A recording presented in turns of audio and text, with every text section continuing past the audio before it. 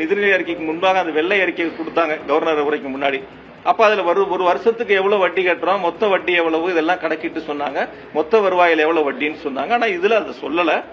எவ்வளவு வட்டி 5 வருஷத்துல நம்ம கட்டியிருக்கிறோம் அப்படிங்கறத தெளிவுபடுத்துவதற்கான அந்த முயற்சிகளை அவர்கள் முன்னெடுக்கவில்லை. அதற்கு அடுத்து எந்தெந்த வகைகளில் நம்ம செலவினங்கள் உயர்ந்திருக்கு அப்படிங்கறதையும் அவங்க சொல்லியிருக்கணும். அதை முழுமையா சொல்லல, அதை மறைச்சிருக்கிறாங்க. குறிப்பா 2019-20 பவர் பர்ச்சேஸ் இருக்கு, பிளஸ் நம்மளுடைய உற்பத்திக்கான செலவினங்கள் இருக்கு, ஃபியூல் காஸ்ட் இதெல்லாம். அது 19-20 ஒரு 50,849 கோடியா இருக்கு செலவு அந்த ஒரு வருஷத்துல. 24-25 பாத்தீங்கன்னா அது 65,000 கோடியா உயருது. ஏறத்தாழ 50,000 கோடியில இருந்து 65,000 கோடினா பர்ச்சேஸும் நம்மளுடைய உற்பத்திக்கான ஃபியூல் காஸ்ட் இதெல்லாம் சேர்த்துனீங்கன்னா ஒரு 15,000 கோடி உயருது. அப்ப அது நம்மளுடைய எவ்வளவு மின் தேவை நம்ம இடத்துல அதிகரிச்சிருக்கோ அந்த மின் தேவை அதிகரிகளுக்கு ஏற்ப உற்பத்தியை நாம் ஒரு பக்கம் அதிகரித்திருக்கின்றோம். அந்த அதிகரிப்புக்கான செலவினங்கள் கூடியிருக்கின்றன. அதே போல வெளியில் கொள்முதல் செய்யப்பட்ட மின்சாரத்திற்கான செலவினங்கள் கூடியிருக்கின்றன.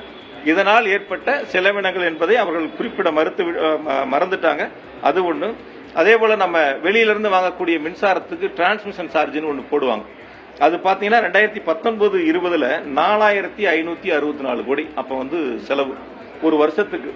இப்ப 2024-25 கேப்ல பாத்தீங்கன்னா 9,548 கோடி.